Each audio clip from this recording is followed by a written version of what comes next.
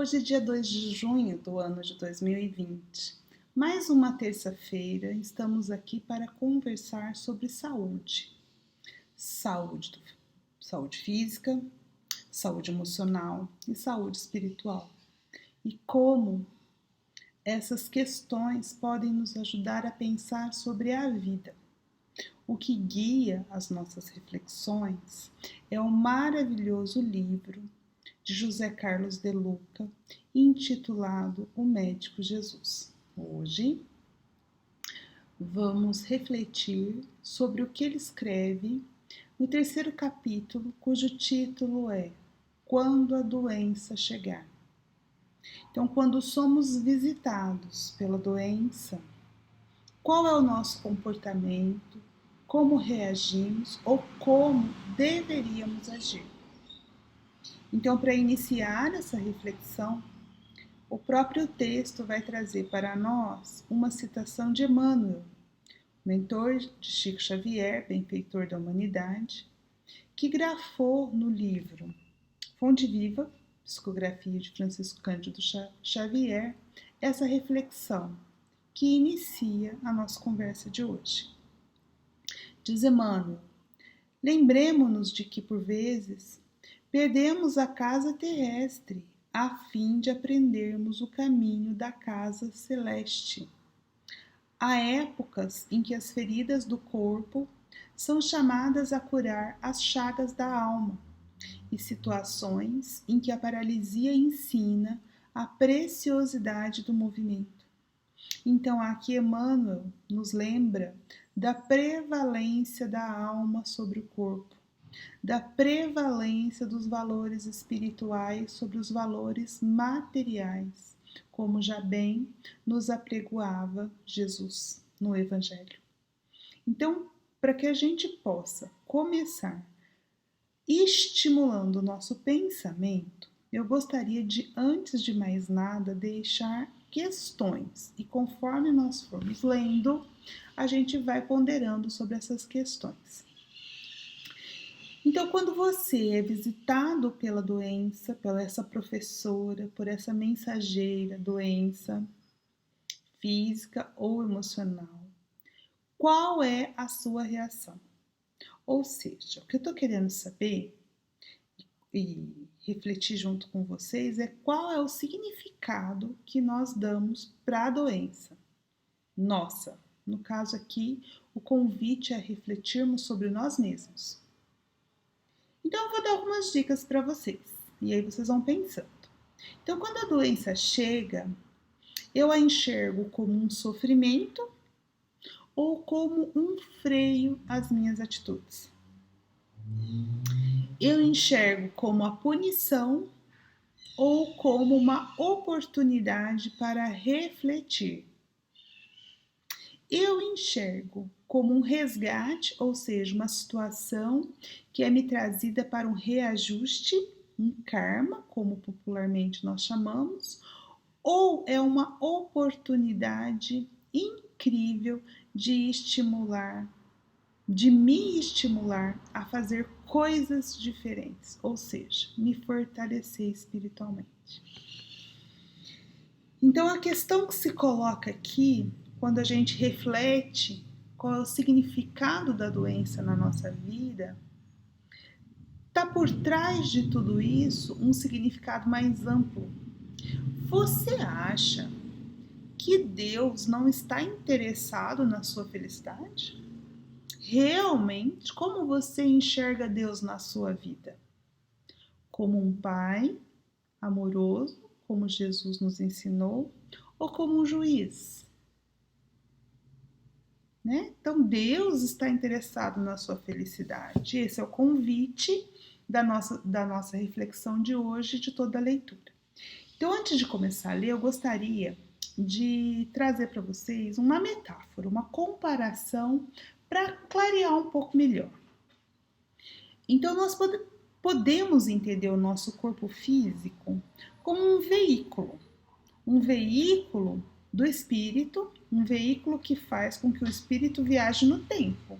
Porque se formos pensar no nosso corpo, é bem isso mesmo, né? Então, nosso espírito assume a direção de um veículo, que é o corpo físico, e nesse veículo ele vai viajar no tempo, interagir com a matéria e assim evoluir. E evoluir significa agregar informação, ter experiências, errar e acertar, e assim aprender. Assim nos ensina a doutrina espírita. Então, esse veículo que nós temos, o corpo físico, ele é uma máquina. E como toda máquina, ele vai exigir, claro, manutenção e ele vai ter também uma vida útil. Porque que eu saiba, ninguém viveu para sempre, não é verdade? Então nós temos uma vida útil. O que nós procuramos quando pensamos em saúde? Ter uma vida longeva e agradável, feliz, que a gente possa ir até os últimos anos da nossa vida, perdendo vitalidade, mas sem perder a qualidade de vida. É isso que é o desejo de todos nós, né? Então, se pensarmos no corpo físico como uma máquina, vocês bem sabem que uma máquina precisa de lubrificante. Então, a gente pode se perguntar, qual seria o lubrificante do corpo físico? Por quê? Porque se eu trabalho com um lubrificante, a máquina está sempre lubrificada, ela tem mais chance de ter uma vida útil muito maior e melhor. Um carro, por exemplo, né? Então, se eu tenho um carro e como que ele começa a apresentar problemas? Ele simplesmente para de funcionar? Não é assim. A gente sabe que antes de um carro nos deixar na mão e parar de funcionar, ele começa a dar sinais. É um rangido aqui, uma luz que acende ali, indicando que algo não está bem na saúde do nosso carro. Então, se o carro começou a rangir, que seria o equivalente das nossas dores, das nossas doenças, isso é um sinal de alerta para que a gente preste atenção que há algo de errado acontecendo. Como um exemplo, se está rangindo é porque as peças mecânicas estão entrando em contato uma com a outra. Então eu posso pegar esse carro, levar para uma manutenção, para uma oficina, que é para abrir, para verificar o que é, o que está acontecendo. E assim eu evito problemas maiores. Agora, se eu finjo que está tudo bem, se eu deixo o carro rangir e tudo bem, não faço nada a respeito e deixo a coisa acontecer, pode acontecer de fundir o motor ou de quebrar algo e os prejuízos ser muito maiores. Não é assim que acontece com a máquina do carro? Então é assim também que acontece com a máquina do corpo. Só que o lubrificante do nosso corpo não é óleo. O lubrificante do nosso corpo, Jesus nos ensinou, é amor. Então, quando nós começamos a ranger, a apresentar sintomas, você pode ter certeza, é falta de amor, é falta de lubrificação. Então, como podemos agir para levar mais lubrificação para as nossas vidas e assim a gente ter uma vida útil longeva? Então, no caso da vida humana, ali entre 80 e 100 anos, que vai atingir o seu limite, vai perdendo vitalidade, mas que a gente tenha uma vida, inclusive uma velhice ativa, é isso que queremos. E aí, no final dessa vida, o usuário, que é o espírito, né, o condutor desse veículo, ele vai entregar ao proprietário o veículo. Quem que é o proprietário do nosso veículo? Deus, a natureza. E esse proprietário vai fazer o quê? Com o veículo, porque o usuário segue adiante, né? Então, esse proprietário, ele vai, pelas leis mesmo da natureza, desmontar esse veículo, essa máquina, peça por peça, célula a célula, devolver para o manancial de recursos da natureza e, com esses elementos, constituir um outro veículo novinho em folha. Reciclagem, que está tão moderno, né, no nosso vocabulário. Então, nós podemos nos perguntar aqui o que é mais importante? É o carro ou é o motorista? Então eu me lembro, há muito tempo atrás, que os carros mais antigos, eles tinham uma fuselagem muito mais resistente. Porque hoje, se acontece um acidente, vocês podem reparar, o carro ele se deforma todo. Às vezes um pequeno acidente, se a gente olha para o carro, a gente acha que foi uma coisa muito grande. Por quê? Porque os carros modernos, as latarias, elas são feitas, elas são projetadas para se deformar. E quando ela se deforma, como uma lata que vai amassando, quando ela se deforma, ela absorve o choque e, portanto, essa é uma estratégia das empresas para preservar o que é mais importante, porque o que é mais importante é a vida humana, não é a integridade do carro, porque carro podemos adquirir outro, fazer outro. Os carros antigos, eles não tinham isso, eles tinham uma lataria muito forte, então acontecia um acidente, todo o impacto era sofrido pelo usuário, e aí, consequentemente, existia a perda de vida humana. Então isso nos faz refletir sobre como, disso tudo que nós estamos falando, do ponto de vista espiritual, do espírito em evolução e do veículo, que é o corpo físico, que ele usa para evoluir, que é um instrumento para a sua evolução, o que é mais importante? O mais importante é o usuário, é o espírito imortal. Então, muitas vezes, nós precisamos sim ter situações, como diz Emmanuel, feridas no corpo para curar feridas da alma.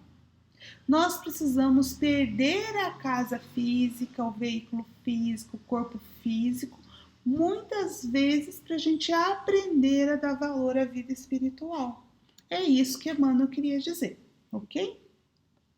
Então, dentro desse ponto de vista, se eu entender a doença dentro desse ponto de vista como aprendizado, eu vou começar a entender como é que Deus, nosso Pai, me ama quando Ele coloca na minha vida uma doença de alguma magnitude.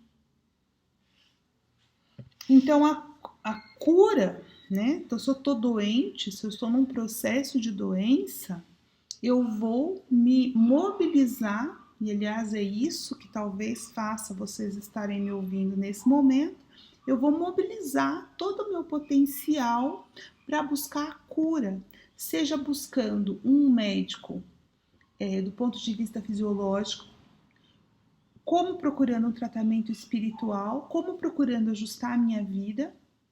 Então eu vou mobilizar todo o meu potencial para conseguir uma saúde, para me livrar desse sofrimento. E quando é que esse sofrimento, essa doença vai embora? Quando ele tem hora certa para acabar, e a hora certa para acabar, quem vai ditar somos nós mesmos, a partir do momento que nós aprendermos aquilo que temos que aprender, agregarmos a informação que aquela doença vem nos trazer.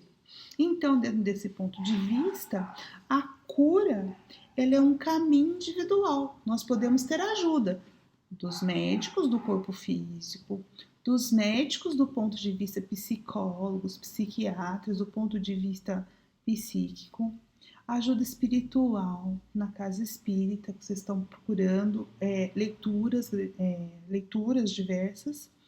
Isso são complementos, porque a cura real é um processo de transformação e de ressignificação que é individual. Então, por isso que Jesus falava, vá, tua fé te curou. Jesus nunca disse que ele curou alguém, porque ele era também um complemento, que a cura real se dá de dentro para fora e não o contrário. Então, agora começando com a leitura mesmo, né, do livro. Então vamos lá. Se a doença o visitou, não pense que você esteja sendo punido por Deus. Se quiser se curar, pare de pensar em castigo, porque castigo é maldade e maldade não tem poder de curar coisa alguma. Então, se você pensa num Deus punitivo, você não está no caminho da cura. É aquela pergunta que eu fiz para você. Qual é o significado da sua doença? Será que você a enxerga só como sofrimento? Ou como um freio, que nós vamos falar mais adiante? Será que você enxerga como uma punição, mas não pode ser um momento de reflexão da sua vida? de busca por algo diferente, né? Então, pense na doença como uma professora de seu aprimoramento espiritual. Olha só que mudança que a gente pode fazer no nosso pensamento, ao invés de pensar por que eu? Por que eu estou passando por isso? Se perguntar por que você está passando, isso é bom. Isso já é um pouco de reflexão. O que não se pode é perguntar por que eu, mas pensar não que eu não tenha um papel ativo. Pensar que isso é o castigo de alguém, de um Deus punitivo e que eu não posso fazer nada em relação a isso. Esse é o grande problema. Então, para estar no caminho, né, da cura, nós precisamos entender a doença como uma professora, como uma luz de alerta sendo ligada, o rangido do carro. Então, se o carro está rangendo, ou seja, se eu estou passando por uma dor, qual é o alerta que essa dor está me trazendo? O que eu preciso mudar na direção da minha vida? Como alguém que veio salvar de um caminho perigoso em que você se conduzia e não percebia, que estava prestes a cair no precipício. A doença é o caminho que poderá levá-lo a uma vida mais saudável e feliz, desde que não mergulhe nas águas da revolta e do desespero. Você acha que Deus está interessado na sua felicidade? Foi a pergunta que nós começamos lá. Deus, sim, está interessado em nossa felicidade. E aquilo que nós passamos e que não queremos passar muitas vezes é Deus, todas as leis divinas funcionando para nos tirar de um caminho que nos levaria ao precipício. Eu tenho uma história que me marcou bastante. No último dia do ano passado, no penúltimo, na verdade, o texto é de 30 de dezembro de 2019. Fazia muitos anos, eu já tinha lido alguns livros do jornalista Gilberto de Menstein. Gilberto de Menstein tem 63 anos, tinha, né? E ele desenvolveu um câncer no pâncreas. E ele escreveu um artigo muito interessante, um depoimento, né, na Folha de São Paulo, em que ele conta um pouco da sua história e como ele diz que após o câncer, aquele Gilberto de Menstein de outrora já havia morrido. Então o câncer mudou, de acordo com o depoimento do próprio de Menstein, mudou a vida dele. Ele diz que a vida dele tinha sido marcada por bobagens. O que ele quis dizer com bobagens? Ele disse que ele estava interessado se ele ia ganhar o prêmio, se ele ia ter a matéria de capa, mas ele descobriu, depois da situação e do tratamento e de tudo que envolveu o câncer que ele descobriu, que foi identificado, ele descobriu um mundo de gentilezas, pessoas que estavam preocupadas com ele. Ele redescobriu as suas relações familiares, ele redescobriu emoções que há muito ele não refletia sobre elas. Então ele termina o artigo com uma frase muito importante, eu acho, pelo menos para mim foi. Ele diz que aquela situação era o começo de um belo fim. Domingo, agora, nesse último domingo, foi anunciado o desencarne de Gilberto de Menstein.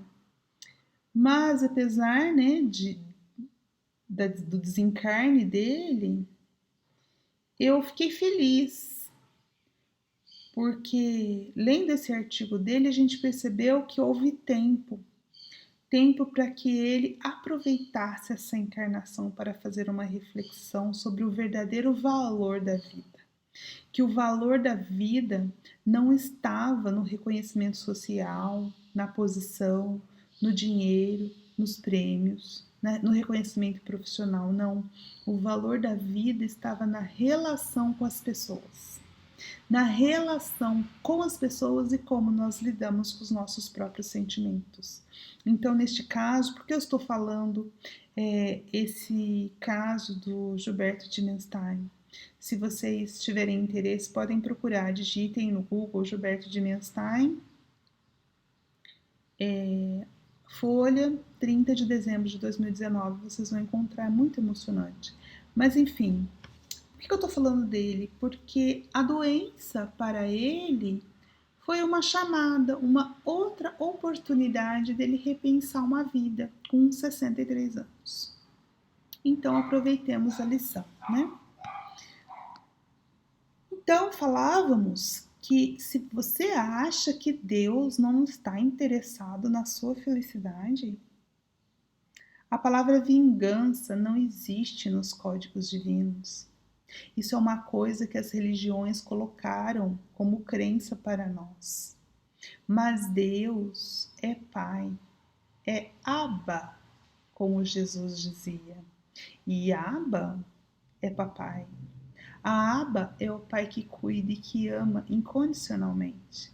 Então Deus nos ama, sobretudo quando nós estamos frágeis e precisando de ajuda, como agora. Quando a doença nos acomete, nós entramos numa situação de fragilidade que vai nos ajudar a ficar mais à disposição da conexão com Deus. Porque vocês já pararam para pensar que Deus está no seu entorno, que Deus está mais próximo do que você imagina e que você se desconecta de Deus porque você se fecha e não porque Deus está ausente. Deus sempre está, porque Deus é. E se Deus é, as bênçãos de Deus sempre estão disponíveis como a luz do sol. Mas eu posso escolher abrir a janela e receber a luz ou fechar a janela. Deus não viola consciências. Então nós precisamos nos abrir essa conexão com Deus. Porque imaginemos, qual é o pai amoroso que não faria qualquer coisa para resgatar o filho em perigo?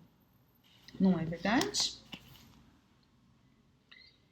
Então, nós muitas vezes precisamos estar em perigo para reconhecer a necessidade de conexão com o Pai.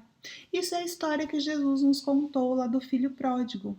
O filho pródigo quis viver a vida, pediu sua parte na herança e foi viver a vida. Quando é que ele se lembrou do Pai? Quando ele estava mais necessitado, quando tudo tinha sido esbanjado, quando ele não tinha nem para comer aquilo que dava-se aos porcos. Foi nesse momento que ele se lembrou do Pai e decidiu que voltaria para a casa do Pai, porque na casa do Pai até os empregados eram tratados melhor do que ele estava sendo. Então é isso, é uma grande lição. Não é que o pai esteja ausente, como o pai do filho pródigo, ele está lá. Mas o filho simplesmente não quer, por rebeldia, por orgulho. Mas quando nós sentimos a necessidade, quando estamos necessitados, aí sim, estamos abertos a retornar para a casa do Pai. Jesus também, ele se apresentou para nós como o bom pastor. Um pastor que nos conhece e que está disposto a dar a vida por nós. Não foi isso que aconteceu? A imagem da cruz não é a imagem daquele pastor que está disposto a se doar por nós. Jesus sabe até a quantidade de cabelos na nossa cabeça. E por isso mesmo, ele conhece nossas dificuldades desse momento aqui agora. Jesus sabe por aquilo que estamos passando. Então, o médico Jesus está alerta, está atento, mas ele precisa que nós tomemos o remédio. Ele precisa que nós queiramos a cura. Jesus sempre perguntava: que queres que te faça? E é isso que ele está perguntando para você agora. Ele sabe o que você está passando. O que queres que te faça? Ele nos acompanha atentamente e deseja aproveitar as tempestades de agora para lavar nosso coração da raiva, da vingança, da mágoa, da tristeza e do medo. Porque a recomendação do médico Jesus é ame. Porque a lubrificação do nosso corpo é o amor. Porque diante do amor nós nos mantemos com uma alma saudável. E uma alma saudável implica uma mente saudável, uma mente sã e um corpo são. O rangido é o alerta. Então a raiva, a vingança, a mágoa, a tristeza, o medo vai provocar rangidos. E o rangido é o alerta para que modifiquemos a nossa posição diante dessas situações. Diante da raiva, paciência. Diante da vingança, perdão. Diante da mágoa e da tristeza, alegria. Diante do medo, mantenha a fé. Entenda que Deus está no nosso entorno, só aguardando o momento que nos conectemos a Ele. Então, se nós continuamos sujos nesse sentido, porque precisamos lavar nosso coração de todas essas energias destrutivas. Então, se nós continuamos com o nosso coração cheio dessas energias da raiva, da vingança, da mágoa, da tristeza e do medo, nós não suportaríamos o peso das nossas mazelas.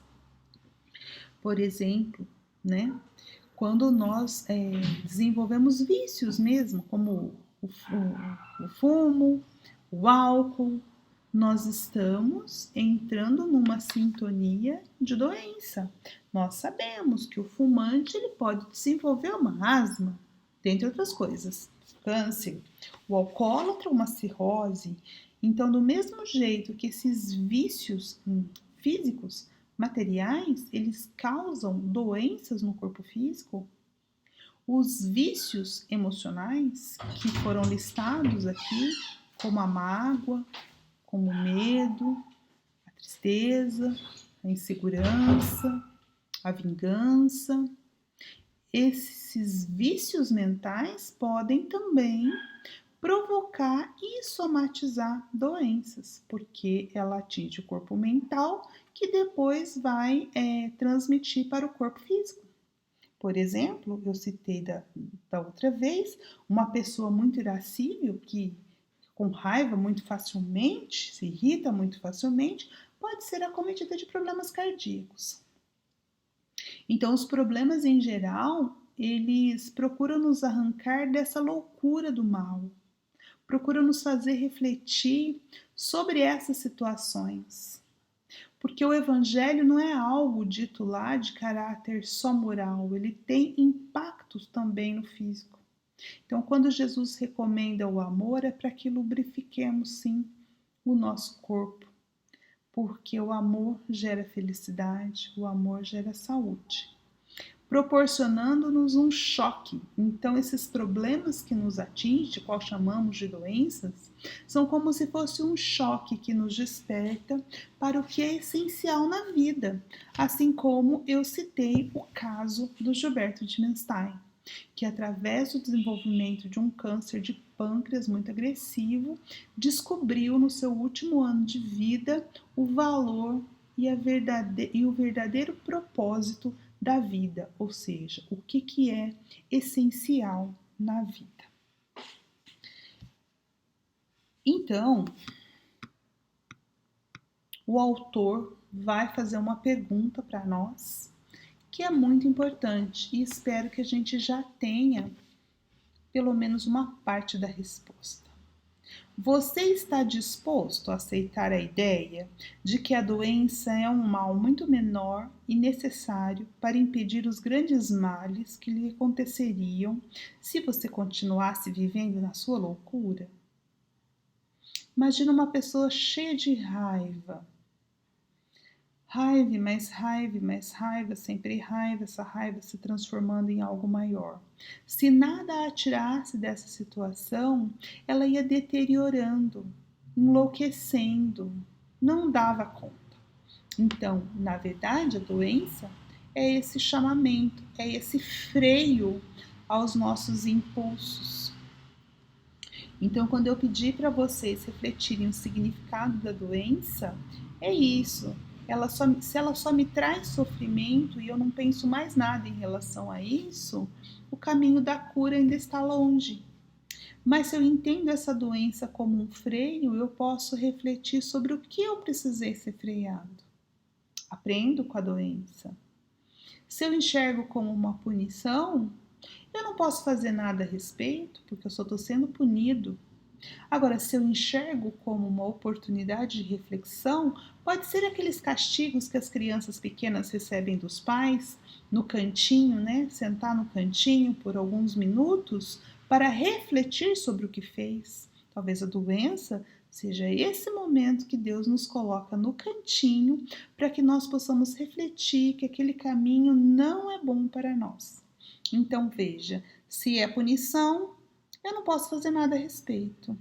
A cura ainda está longe. Se eu penso que ela é momento de reflexão, eu posso tomar atitudes concretas para sair daquela situação, não voltar a fazer mais. E assim eu viro protagonista do meu destino. Se eu entendo que é justo, que é só um reajuste, que eu fiz algo no passado e agora devo pagar, também a cura pode estar longe. Porque a doença pode não ser só um pagar, mas pode ser um convite para eu me fortalecer.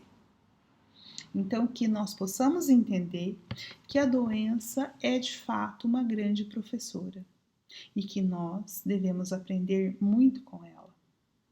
Espero que nós não precisamos passar pela doença para que possamos aprender tudo isso, porque o verdadeiro convite do Evangelho é que nós aprendamos por amor. Agora, se não desenvolvermos o amor como lubrificante, virá, enfim, a professora dor para nos chamar à razão. A terapia espírita, dentro desse ponto de vista, para quando a doença chegar, ela recomenda algumas coisas.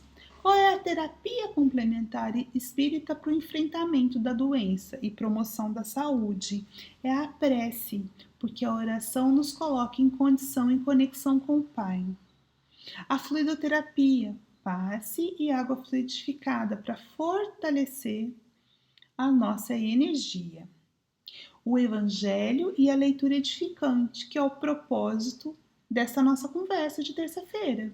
Que a gente possa discutir sobre o Evangelho que Jesus nos ensinou e que nós possamos usar na nossa vida para promover a saúde e também a leitura, né, de um texto edificante, como esse livro que nós estamos lendo, Médico Jesus.